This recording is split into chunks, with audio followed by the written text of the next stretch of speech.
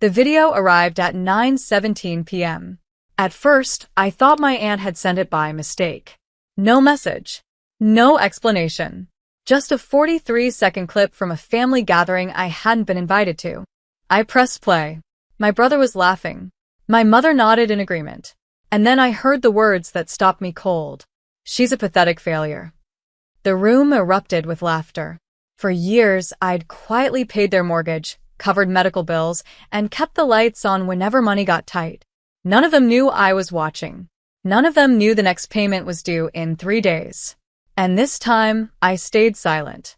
My name is Rachel Bennett. I'm 38 years old, and for most of my life, my family has treated me like the disappointment they were forced to tolerate. Not because I was irresponsible, not because I got into trouble, and definitely not because I failed. I simply wasn't my younger brother, Jason. Jason was the golden child. Growing up, every achievement of his was celebrated like national news. If he got a B on a test, my parents called relatives. If he switched jobs for the 3rd time in a year, they praised his entrepreneurial spirit.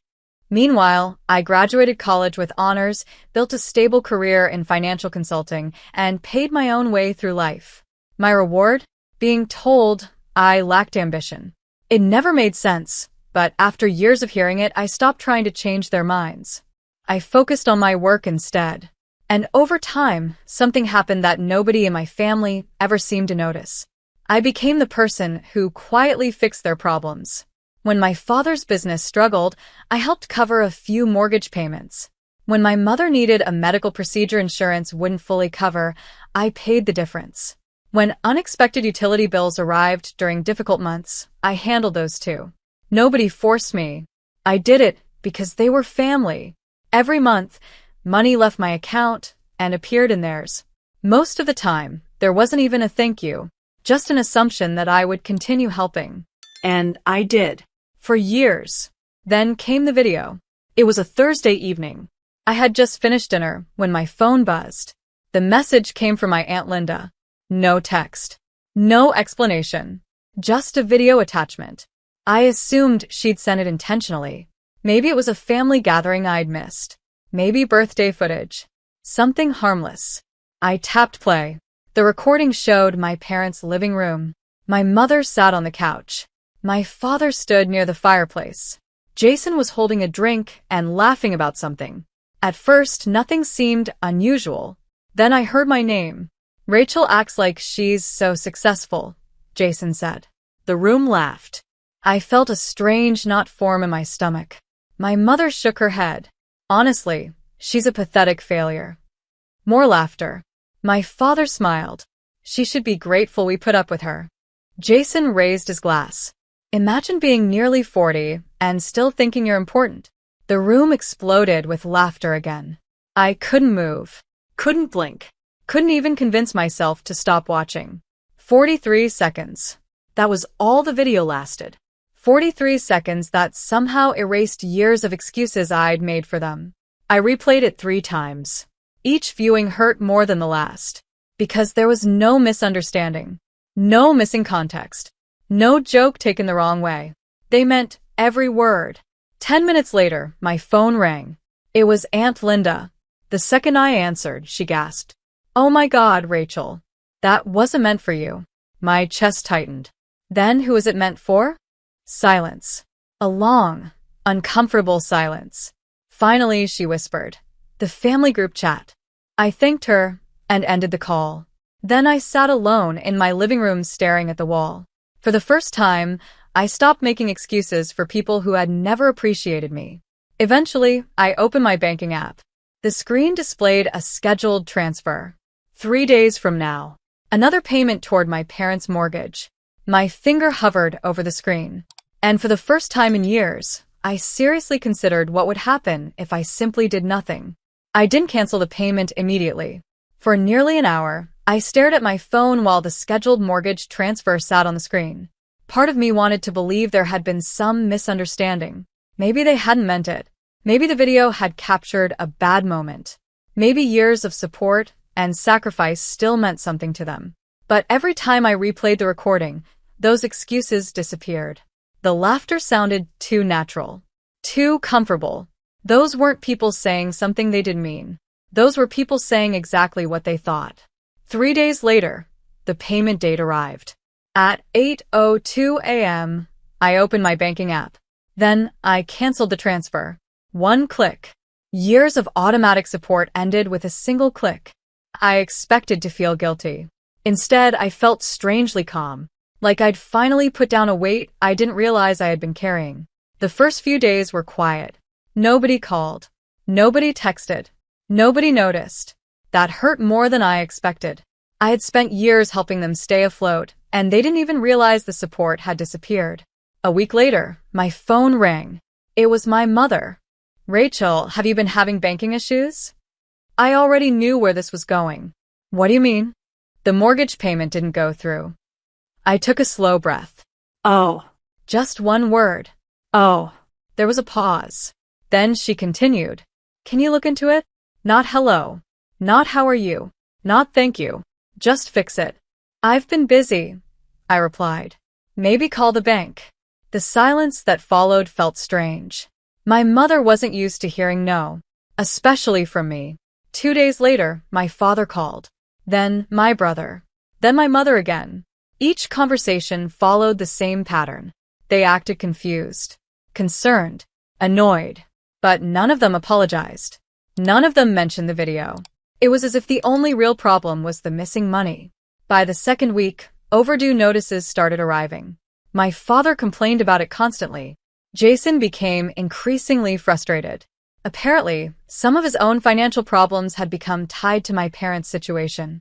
For the first time, nobody had a safety net. And suddenly everyone was panicking. One evening, my phone buzzed with a message from Aunt Linda. "Can we talk?"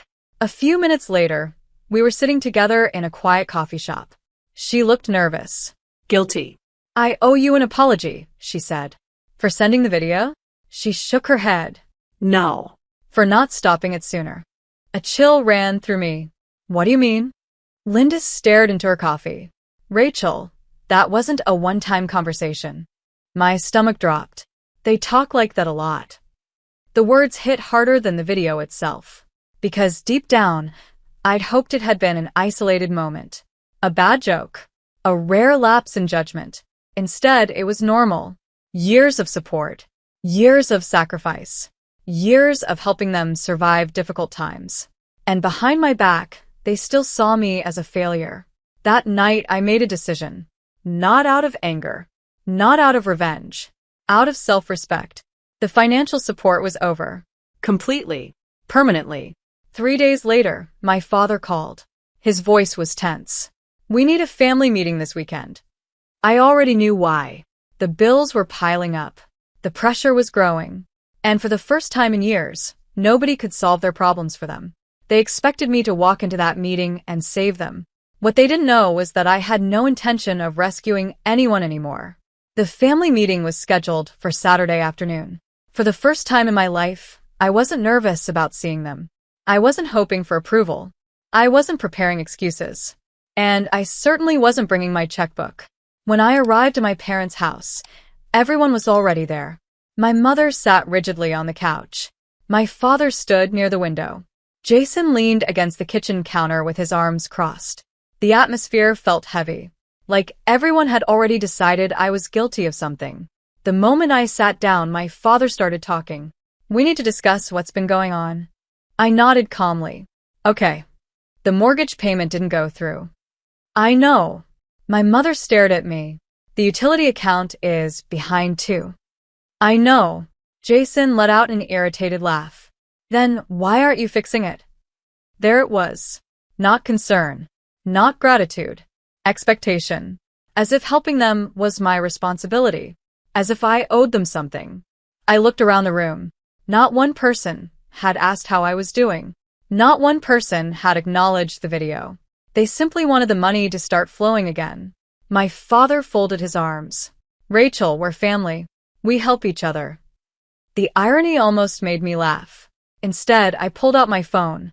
"I agree." Then I pressed play. The video filled the room. Jason's voice. My mother's laughter. My father's comments. Every cruel word echoed through the living room. Nobody spoke. Nobody moved. The silence afterward felt endless. Finally, my mother whispered, "Where did you get that?" Aunt Linda accidentally sent it to me. Jason's face turned pale. My father looked away. For the first time, none of them seemed to have anything to say. I reached into my bag and placed a folder on the coffee table. "What is that?" Jason asked. "Records." I opened the folder. Mortgage payments, utility payments, medical expenses, emergency transfers, years of financial support. Every contribution carefully documented, every dollar accounted for. My father's eyes widened as he flipped through the pages. My mother looked genuinely shocked. Jason stared at the totals without speaking. The room grew quieter with every page. Finally, my father cleared his throat. "I didn't realize it was this much." I looked directly at him.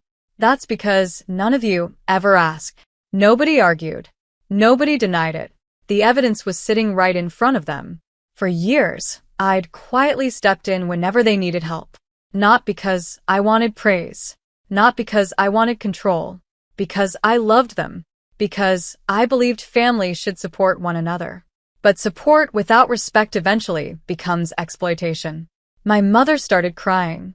"Rachel, we never meant." I gently interrupted.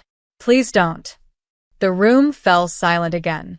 I never asked for recognition. I never asked for applause.